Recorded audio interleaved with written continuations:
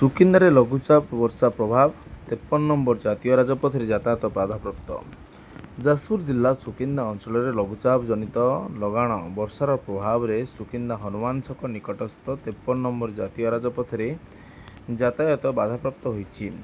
ବୁଧବାର ରାତିରୁ ଲଗାଣ ବର୍ଷା ଜାରି ରହିଥିବା ବେଳେ ପ୍ରବଳ ବର୍ଷା ଯୋଗୁଁ ରାଜପଥରେ ପାଣି ଜମିବା ସହ ଗାଡ଼ି ଚଳାଚଳରେ ଅସୁବିଧା ସୃଷ୍ଟି ହୋଇଛି। ସ୍ଥାନୀୟ ଲୋକଙ୍କ କହିବା ଅନୁସାରେ ଦୀର୍ଘ ଦିନ ଧରି ହନୁମାନ ଛକ ନିକଟରେ ଜାତୀୟ ରାଜପଥ ଅବସ୍ଥା ଶୋଚନୀୟ ହୋଇପଡ଼ିଛି। ସାମାନ୍ୟ ବର୍ଷା ହେଲେ ମଧ୍ୟ ରାସ୍ତାରେ ପାଣି ଜମି ଯାତାୟାତରେ ବାଧା ସୃଷ୍ଟି କରୁଥିବା ବେଳେ ବର୍ତ୍ତମାନର ଲଗାଣ ବର୍ଷା ପରିସ୍ଥିତିକୁ ଆହୁରି ଗମ୍ଭୀର କରିଛି। ଏହି ସମସ୍ୟାର ସ୍ଥାୟୀ ସମାଧାନ ପାଇଁ ରାଜପଥର ଶୀଘ୍ର ମରାମତି ଓ ଜଳ ନିଷ୍କାସନ ବ୍ୟବସ୍ଥାର ଉନ୍ନତି କରିବାକୁ ସ୍ଥାନୀୟ ଲୋକେ ସରକାର ଓ ଜିଲ୍ଲା ପ୍ରଶାସନଙ୍କ ନିକଟରେ ଦାବି କରିଛନ୍ତି।